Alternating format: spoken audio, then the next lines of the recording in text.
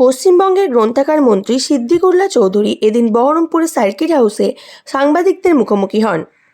ওয়াকফ board সহ আরজি করের ঘটনা ও আন্দোলনের বিষয়ে বিভিন্ন তথ্য তিনি মিডিয়ার সামনে তুলে ধরেন। বিভিন্নভাবে তামাক খাচ্ছেন বিভিন্ন দলে, আমি সেটা এখন বলবো না। কাজে ফিরে আসুন।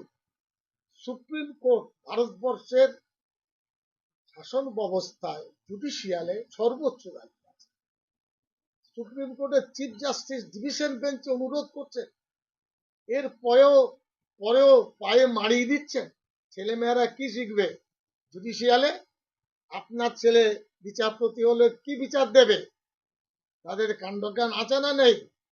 মুখ্যমন্ত্রী বারবার অনুরোধ করলেন যে আপনারা কাজে যোগ দেন, এটাও বললেন যে আমি কারোর বিরুদ্ধে কোনো অ্যাকশনে যাব না। সুপ্রিম কোর্ট বলেছে 70 লক্ষ মানুষ এ পর্যন্ত ডাক্তারের চিকিৎসা থেকে কষ্টের মধ্যে আছে। 50 থেকে 60 জন মানুষ মারা গেছে। প্রায় 8-10 হাজার মানুষ যাদের অপারেশন একেবারে ইমিডিয়েট, তারাও সে অপারেশন পাচ্ছে না। তারা এই আন্দোলন করে কি পাচ্ছেন? বাংলার মানুষের শত্রুতা বাড়াচ্ছেন। সাধারণ মানুষ তো আপনাদেরকে বন্ধু ভাবে। আমি নিজে ডাক্তার দেখাই, সবাই দেখান। ডাক্তাররা একটা সুশীল সমাজ, আস্তে কথা বলেন, বুঝিয়ে বলেন।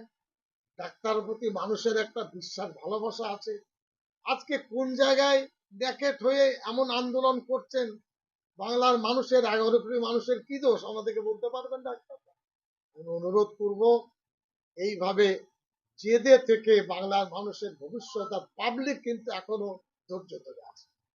তারা কোনো আন্দোলনও করেনি, পক্ষ বিপক্ষ না করে তারা বলছেন, এবং এটা কলকাতা কেন্দ্রিক, মিডিয়া কেন্দ্রিক খাওয়ানো হচ্ছে।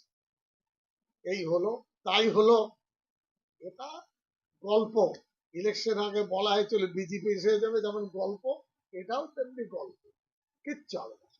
সরকার আছে, থাকবে। মুখ্যমন্ত্রী আছেন, থাকবে। জেলা পরিষদ আছে, থাকবে। এমএলএরা আছে, থাকবে।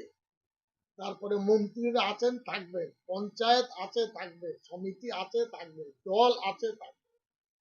এবার আমি জিজ্ঞাসা করি, এই মুহূর্তে মমতা ব্যানার্জির বিকল্প কে আছে? এটা ডাক্তারদের বলছি, সাংবাদিক বন্ধু যারা চিমচি কাটতেন তাদের আমাকে বলুন। সিদ্দিকুল্লাহ চৌধুরী সারা রাজ্য চেনে, কিন্তু আমি নিজেকে ভাবি না মমতা ব্যানার্জির বিকল্প। এটা আমি ভাবি না। আমি আছি মন্ত্রিসভায়, তিনি সম্মান দিয়েছে। বাংলায় একটা নেতার নাম করুন মমতা ব্যানার্জির বিকল্প। আপনি তাকে নামে কি চাইছেন? অরাজকতা, উচ্ছৃঙ্খলা। এরপরে চাইছেন নৈরাজ্য, দাঙ্গা। আগুনের মুখে বাংলাকে ঠেলে দিতে চাচ্ছে। লেখাপড়া শিখে ডাক্তার, এটাও কিন্তু ভাবেননি।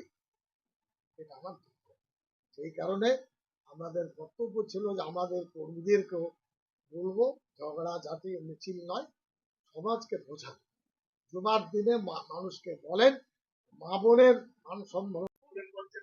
আমি বলি, সুপ্রিম কোর্টে বিচার চলছে, সিবিআই বিচার দিয়েছে, তো সেখানে আমাদের বলার কিছু আছে? এরপরে মুখ্যমন্ত্রী কি করবেন? সিবিআই কে বাদ দিয়ে করার ক্ষমতা আছে? 17 তারিখ কালকে দেওয়ারই গেছে। সুপ্রিম কোর্ট বেঁধে দিয়েছে যে আপনারা কাজ করুন। এটাও বলেছে যে রাজ্য সরকার চাইলে ব্যবস্থা নিতে পারে। আমি হস্তক্ষেপ করবো না। আমি ধন্যবাদ জানাচ্ছি মমতা ব্যানার্জিকে, কোনো ব্যবস্থাই তিনি নেননি। ছোট হয়ে বা নিজের, আমাদের রাজ্যের ডাক্তার, আমার ভাইয়ের মতো, সমাজের একটা ভালো এলিট শ্রেণীর, লেখাপড়া শিখেছে ডাক্তার।